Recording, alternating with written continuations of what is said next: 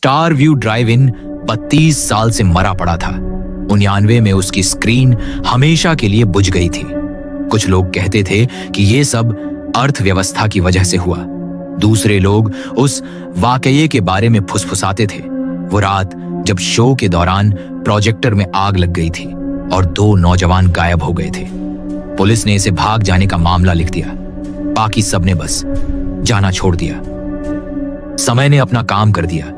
सफेद स्क्रीन धूप में झुलसे हुए चमड़े की तरह छिलने लगी। पार्किंग का मैदान घास और कांटेदार झाड़ियों से भर गया। जंग लगे स्पीकर पोल खड़े रह गए। स्नैक बार की खिड़कियों के शीशे उबे हुए लड़कों ने तोड़ डाले और फिर बस ऐसे ही ये दोबारा खुलने वाला था।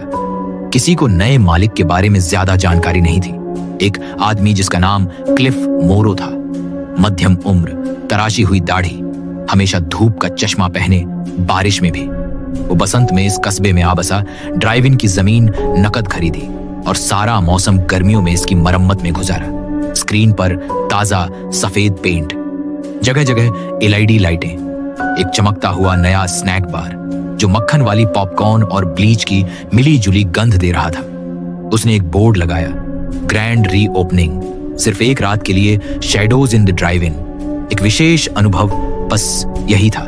कोई और विवरण नहीं, कोई ऐसा फिल्मी नाम नहीं जिसे लोग पहचानते हों। जैक और एमिली का वहां जाने का इरादा नहीं था। उनके पास घर पर नेटफ्लिक्स था और ड्राइव इन के बारे में कोई खास पुरानी याद नहीं थी।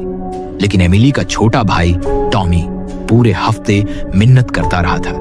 कस्बे में घमाघमी थी और छोटे कस्बे में ये कम ही होता है। वे सूरज ढलने के तुरंत बाद वहां पहुंचे। पार्किंग आधी भरी हुई थी। परिवार अपनी एसयूवी में, बुजुर्ग जोड़े अपनी कारों में, कुछ नौजवान अपने जर्जर ट्रक के सहारे खड़े। बड़ी स्क्रीन खाली थी। शाम के हल्के अंधेरे में धीमे धीमे चमक रही थी। स्नैक बार की लाइन लंबी थी मगर अजीब खामोश। लोग धीमी आवाज में बातें कर रहे थे जैसे किसी इबादत गाह में हो। जब जैक ने पॉपकॉर्न खरीदी, काउंटर पर मौजूद लड़की, पीला चेहरा, सुनहरे बाल, घबराई हुई आंखें, बोली, जब शो शुरू हो तो गाड़ी के अंदर ही रहना, बाहर मत निकलना, चाहे जो भी देखो।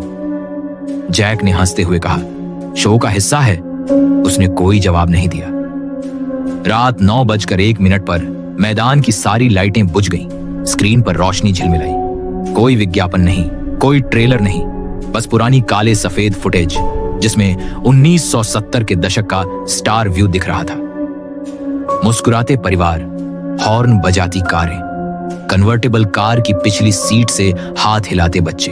फिर कैमरा धीरे धीरे घूमा और एक लड़की को दिखाया जो अकेली खड़ी थी, बिल्कुल स्क्रीन के सामने। उसका चेहरा साए में था। एमिली ने भौहें सिकोड़ी। अजीब है, क्या ये पुरानी फुटेज है? कैमरा झूम इन हुआ। लड़की के होंठ हिले, ऑडियो में सरसराहट आई।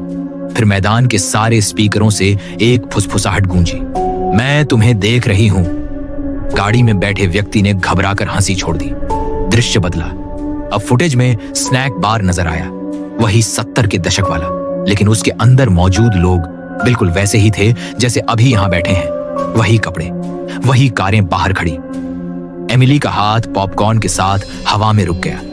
ये तो हम हैं, उसने फुसफुसाया। जैक आगे झुका। ये क्या बकवास है? फुटेज चलती रही मगर कैमरे के एंगल ये किसी फिल्म के नहीं थे। ये लाइव थे और ये सिर्फ गाड़ियों में बैठे लोगों को ही नहीं दिखा रहे थे। ये उन चीजों को दिखा रहे थे जो गाड़ियों के बीच में हरकत कर रही थी। लंबे काले साए, इंसान की शक्ल में मगर अजीब तरह से मुड़े तुड़े। एक साया एक मिनी वैन के पास से गुजरा। धातु मिट्टी की तरह अंदर की तरफ धंस गई। अंदर बैठा परिवार कोई प्रतिक्रिया नहीं दे रहा था। उनकी नजरें स्क्रीन पर थीं, मगर फुटेज में उनकी सांसें तेज और हांफती हुई दिख रही थी। फिर एक साया एक लाल पिकअप के पीछे आकर रुक गया। ड्राइवर, बेसबॉल कैप पहने एक नौजवान अचानक स्क्रीन पर बेहद करीब से दिखा। उसका चेहरा डर से मरोड़ खा गया। उसका मुंह खुला जैसे वो चीख रहा हो। मैदान में उसका ट्रक बिल्कुल स्थिर था। स्क्रीन पर काली आकृति उसके करीब झुकी। उसका शरीर पूरी तरह काला, कोई नैन नक्श नहीं, मगर उसका सिर एक अजीब गलत कोण पर मुड़ा। फिर चटाक लड़के का चेहरा स्क्रीन से गायब हो गया। उसका ट्रक खाली था। एमिली ने अपनी सीट से मुड़कर देखा। असल मैदान में वो ट्रक अब खाली था। लोगों ने हॉर्न बजाना शुरू किया, गाड़ियां स्टार्ट करने की कोशिश की, मगर कोई इंजन नहीं चला, न ही लाइट जली। हवा में बिजली गिरने से पहले जैसा भारीपन था। क्लिफ मोरो की आवाज स्पीकरों में गूंजी, बैठे रहो, फिल्म अभी खत्म नहीं हुई। स्क्रीन पर अब कैमरा आजादी से मैदान में घूम रहा था। गाड़ियों की खिड़कियों में झांकता हुआ प्रोजेक्टर की मध्यम रोशनी में डरे हुए चेहरों को दिखाता हुआ साए अब हर तरफ थे। गाड़ियों के बीच फिसलते हुए, बोनट पर रेंगते हुए, टूटी खिड़कियों से अंदर घुसते हुए। जब भी वो किसी को छूते, वो शख्स पहले तो सिर्फ स्क्रीन से गायब होता और 1 मिनट बाद असली गाड़ी से भी। टॉमी ने पिछली सीट पर सिसकी ली। वो करीब आ रहे हैं। जैक ने मुड़कर देखा और जम गया। एक साया एमिली के दरवाजे के बाहर खड़ा था। उसका हाथ शीशे पर था, उंगलियां स्याही की तरह फैल रही थीं। आखिरी 10 मिनट पूरी अफरातफरी में गुजरे। गाड़ियां हिल रही थीं, लोग चीख रहे थे, स्क्रीन पर भीड़ सिकुड़ती जा रही थी। जैक ने दरवाजे का हैंडल खींचा, वो नहीं खुला। एमिली रो रही थी। टॉमी बिल्कुल खामोश था। फिर स्क्रीन पूरी तरह सफेद हो गई। एक पल को जैक को लगा सब खत्म हो गया, लेकिन जब दृश्य वापस आया, वे अब अपनी गाड़ी में नहीं थे, वे स्क्रीन पर थे। अगली कतार में बैठे, प्रोजेक्टर की रोशनी में नहाए हुए, और मैदान में बाहर उनकी गाड़ी खाली थी। अगली सुबह स्टार व्यू अंधेरा था, मैदान खाली, गेट जंजीरों से बंद। सामने बोर्ड पर लिखा था, आने का धन्यवाद, जल्द फिर मुलाकात होगी। कस्बे में किसी ने भी जैक, एमिली या टॉमी को फिर कभी नहीं देखा, मगर कभी कभी रात में देर से अगर आप उस पुराने मैदान के पास से गुजरे तो प्रोजेक्टर अपने आप जल उठता है और छिलती हुई सफेद स्क्रीन पर एक जंग लगी कार में 3 लोग बैठे हैं, बाहर घूर रहे हैं, आपका इंतजार कर रहे हैं।